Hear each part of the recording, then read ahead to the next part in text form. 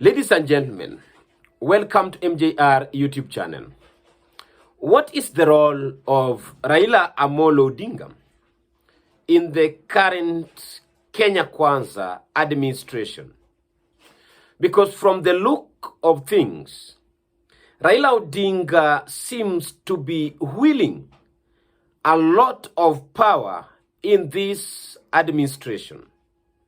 He is not only enjoying the trappings of power and the privileges of a person in the caliber of a president, but he is also being given the allegiance of loyalty from the leadership across the political divide within the Kenya Kwanza administration. Why do I say so? Raila Odinga have been attending meetings. Raila Odinga have been assuming some very powerful roles, which I want to say. But before I go into final analysis of this topic, kindly subscribe to this channel if you are coming across this video for the first time. And to our subscribers, we want to appreciate your effort, because if it wasn't you, this channel would have not been where it is at the moment. And remember that whatever I am saying are my opinions. You can also have your opinion or contrary to my thoughts, but my thoughts are based on the facts and the evidence to my disposal. Today, CS for Interior, Kipchumba Murkomen, pay a courtesy call to the office of Raila Odinga, of which they met and have some discussion.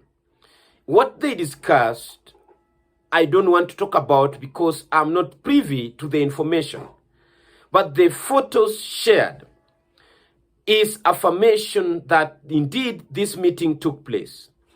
Why would a person in a stature of a CS for Interior go to report to the office of a person who is not an elected leader, but leads a political party outside the government, a political party which is the minority in the parliament, both National Assembly and the Senate?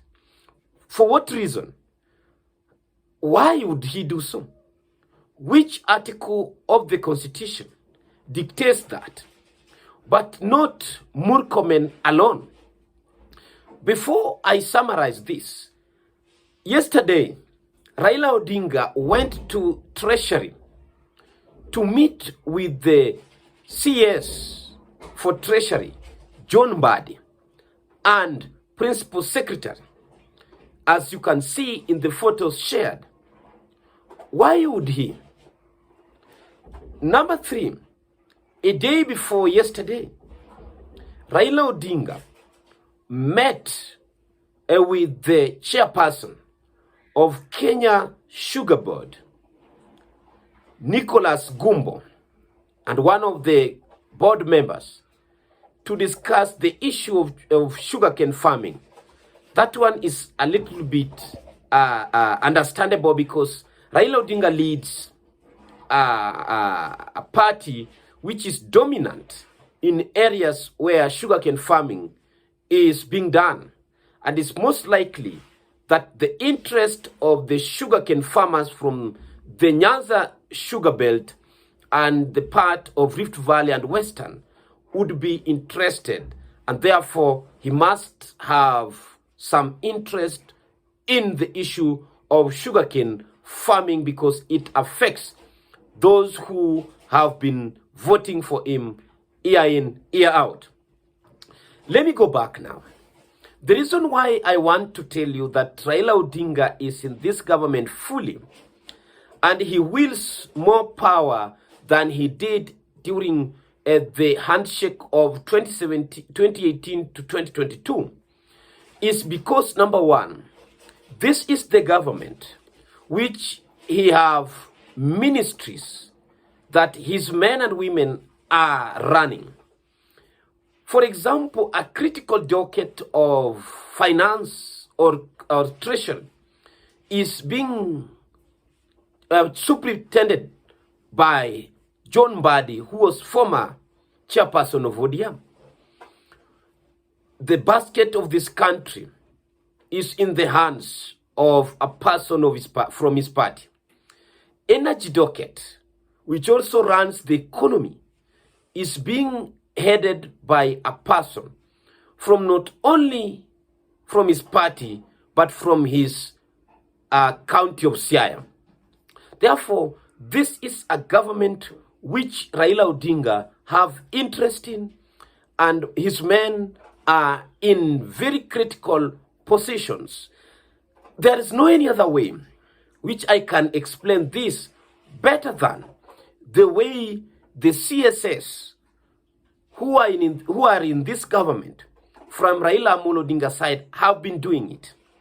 If you listen to John Mbadi's speech during the burial of Ongondo Were, Kasipul Member of Parliament, Mbadi told Edwin Sifuna, who has been a fierce critic of Kenya Kwanza administration, that you need to support me, because if I fail, you will have no better explanation to the people of Kenya how you will lead this country if the people from ODM failed in Kenya Kwanza administration.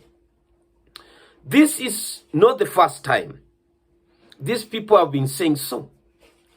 Therefore, I also saw Opiyo Wandayi, the CS for Energy, taking it head-on with the Siaya governor, James Aggrey Orengo, who has also been constant opposition leader from Siaya against Ruto's administration.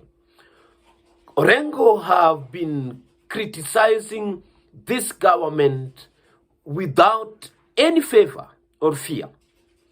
But Raila Odinga has appeared to be a little bit neutral or reluctant on bringing the two camps together. Instead, he has been defending Edwin Sifuna, that Sifuna speaks for the party and Orengo speaks for the party. Then, where do we put John Mbadi? Where do we put Ali Hassan Joho? Where do we put Opiyo Wandayi? Where do I put Oparanya? Why are they finding it very difficult when they are outside here, when they are being attacked by the same party members, party leaders, whom they got their blessings before joining this administration? So, Raila Odinga is in this government. There is no way you can be getting information, briefings, reports from senior government officials. Then on the other hand, you say you are not in the government. And for those who think that Raila Odinga might betray Ruto in 2027, it's a big no. Raila Odinga is not ready to run again. Raila Odinga is not ready to support Matiang'i. Raila Odinga is not ready to leave the government, which he already is already controlling very critical dockets, to go and look for something which he's not sure whether he will get. To go and look for something which he has been fighting for the last 20 years. And that is what Ruto is offering him now. What Raila Odinga will do is to bargain for more position, more dockets, more space, more powers to rule. Ladies and gentlemen, let us not be cheated that ODM will front a candidate. What we know that is that ODM will fight for more space in this government of William Samoei Ruto come 2027, even if they will not get the position of the running mate, but they will get some senior position, even if it will meant that some of the current leaders within the Kenya Kwanza administration who are holding this senior position will have to step down or resign or go exit the government. So be it. But ODM, with Raila Odinga, with his age, with the kind of offers that Ruto has given them, no. Raila Odinga is going to remain here until Jesus comes. Thank you, and may God bless.